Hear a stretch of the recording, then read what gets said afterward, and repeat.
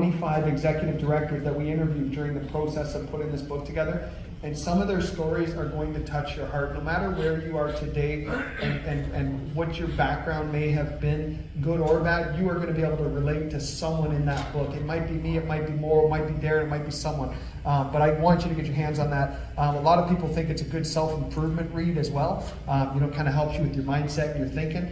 And I kind of cut out all the fluff because there's a lot of gurus these days.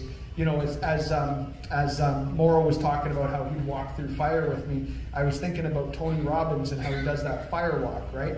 And that's cool if that gets you jacked up, right? But I don't know that that's something tangible that you can bring home with you, right? And what I'm actually, by the way, speaking of Tony Robbins, I think he's a great mentor, leader, and he's really helped a lot of people out of a funk.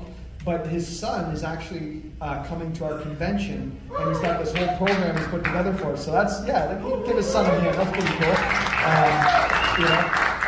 So we're pretty excited about that. But why didn't you get the real Tony? He wants $1 trillion to show up.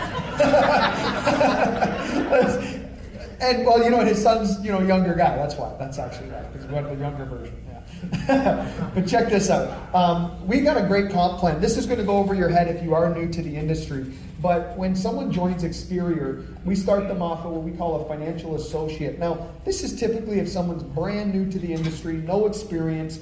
You can't even close a door, let alone a customer on a product, okay? So you're going to start off, and here's the thing, you're probably going to be going out with a trainer like a Raza or a Carmen or someone that's got more experience, but they're going to let you write that business, right? So you're actually still going to make some money while you're learning. So it's kind of hands-on, and you get to earn some money as you go. Then you get promoted to senior financial associate within 3 months of doing 10,000 total premium. That's basically probably, if you're Raza, that's like 2 customers. Probably the average, that's about 4 or 5 customers. If you're Simon, that's like a half of a customer.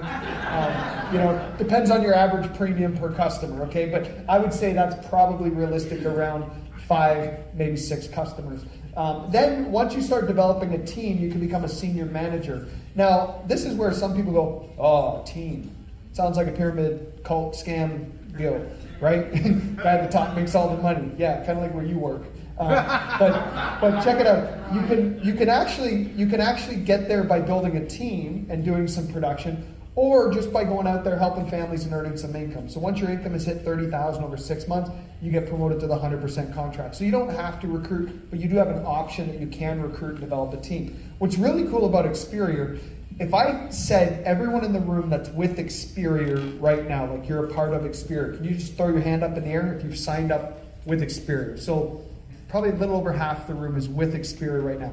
Now, hands up if you are licensed and you got your license after joining Experior.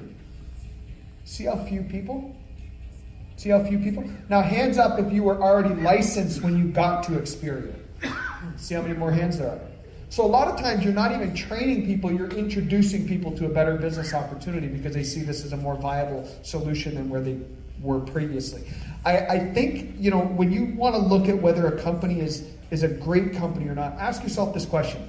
How many people in that company already had experience with other companies before? Because I know the company I came from, and I'm not going to say the name, I want to protect the innocent, it rhymes with Limerica.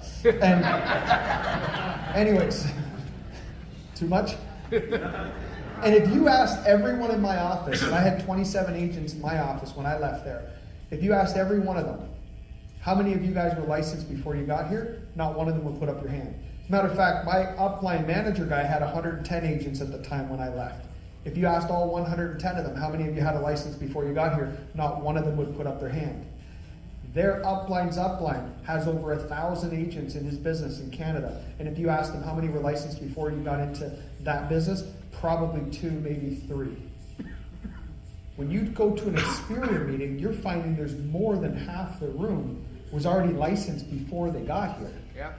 Now, the competitors will tell you that's because we just want to poach people. Right. Like, wait a minute, we're poaching people. So what you're saying then is that you own them. You own those people? Is that what you're saying to me? Can I tell you guys a funny story? I think it's hilarious. So we have a company threatening us right now. They're a big company. I won't say their name. Their initials are HGI. And I just don't give a shit. I mean,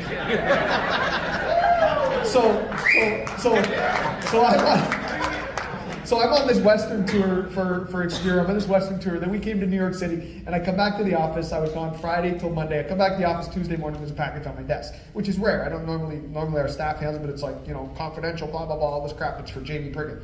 Okay, open it up. Open. Lawyer. Who the hell is this guy? Teeny. His last name's Teeny. Like, it's not very intimidating. And I read through it.